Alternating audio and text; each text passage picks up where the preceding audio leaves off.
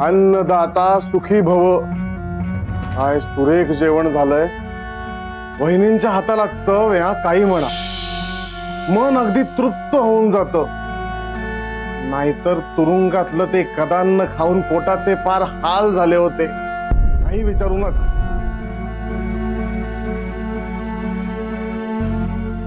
काय झालंय बाबा, तुमच्या चेहऱ्यावर 12 का वाजले? असा कुलकलंक पदरी आल्यानंतर दुसरं काय होणार आहे? आता काय झालंय मी तुम्हाला कलंक वाटण्यासारखं? हे चांडाळा, आज तुझे काही प्रताप केलेस ना, ते बघून माझ्या छातीत पुन्हा कळ येणार होती। आणि तू इथे निवांत जेवून तृप्तीची ढेकर देतोय। डोक्याला त्रास करून घेऊ नका बाबा, या वयात एवढी चिंता उपयोगी नाही। आणि काय केलंय मी? चोरी केलीये का खून केलाय कोणाचा? हो, रानड्यांचा कुलदीपक आणि त्यांची सुनबाई वाम मार्गाला लागले होते, त्यांना योग्य मार्गावर आणलं मी। उलट मी पुण्याचं काम केलंय। तुम्ही झोपा निवांत। अरे बाबा, पण तुला कुणी विडा दिलाय का त्यांना सन्मार्गावर आणण्याचा? तुझा यामागे काही वेगळा हेतू नाहीये ना? बाबा, शंका व्यक्त करताय का माझ्यावरचा विश्वास? अगदी बरोबर बोललात तुम्ही, माझा वेगळा हेतू आहे। चांडाळा बाबा, हो, आतापर्यंत मी जे उद्योग केले त्याला माझ्या टोळीची साथ होती, आणि विशेष म्हणजे आमच्या सरदारांचा दरारा होता, म्हणून मीही टेचात राहायचो। पण आता आमच्या टोळीला पडल्या बेड्या, त्यांच्या मदतीशिवाय मी एकट्याने काही करू शकतो का? लोकांना माझा दरारा वाटतो की नाही हे आजमावून पाहायचं होतं मला। अरे पण म्हणून हे उद्योग करायचे? अर्थात, अहो, फेस आला होता रानड्यांच्या तोंडाला।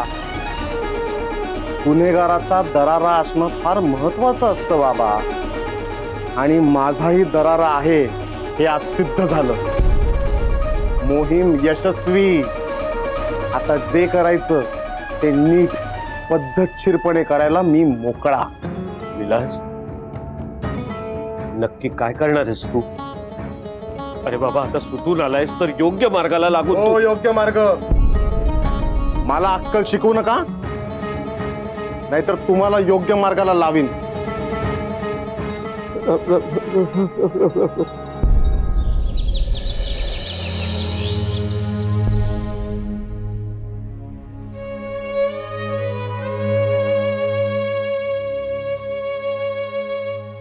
आज शाळेत जाऊ नये असं पहिल्यांदा वाटतंय मला।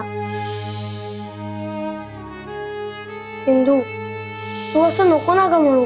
तुला अभ्यास, शाळा केवढा आवडतो, मला पण आवडतो। हो, पण अप्पा आजोबा किती ओरडले आपल्याला। हो ना, आणि काकू पण काही धड बोलत नाही। आपलं काय चुकलं रे देवव्रत? अर्जुनशी का बोलायचं नाही? तू आपला मित्र आहे ना, मी बोलणार त्याच्याशी। तू असं वेड्यासारखं हट्ट नको ना करू। मला पण माहितीये की आपलं काहीच नाही चुकलं, पण अप्पा आजोबांनी सांगितलंय म्हणल्यावर ऐकावं लागणार ना।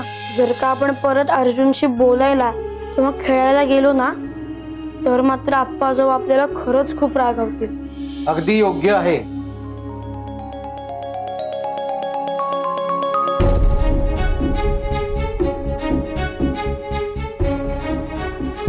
नाही, ते तर रागवतीलच, पण मीही रागावेन। नाही, खरं तर तुम्हाला ही गोष्ट आधीच समजायला हवी होती। आधी तुम्हाला एक दोनदा समजवलं होतं, तेव्हाच जर आमचं ऐकलं असतं तर कालचा प्रसंग ओढवलाच नसता। बाबा, पण आम्ही खरंच काही चुकीचं वागलो नव्हतो। आम्ही फक्त देवव्रत, पुरे। पुन्हा तोच विषय उघडण्याची गरज नाही। कालच्या प्रसंगातून तुम्हाला शहाणपण आलं असेल असं गृहीत धरतो।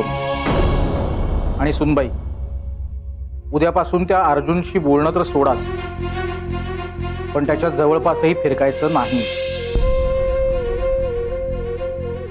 येतंय का लक्षात देवव्रत? आणि हां, तुम्हाला वाटेल शाळेत गेल्यानंतर तुम्हाला भेटायला मिळेल त्याला, पण तसं नाही. तुमच्या गुरुजींनाही तुमच्यावर लक्ष ठेवायला सांगितलंय.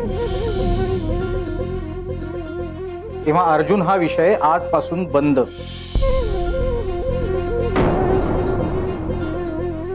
नाहीतर शाळा कायमची बंद. जा, शाळेत जा दोघे.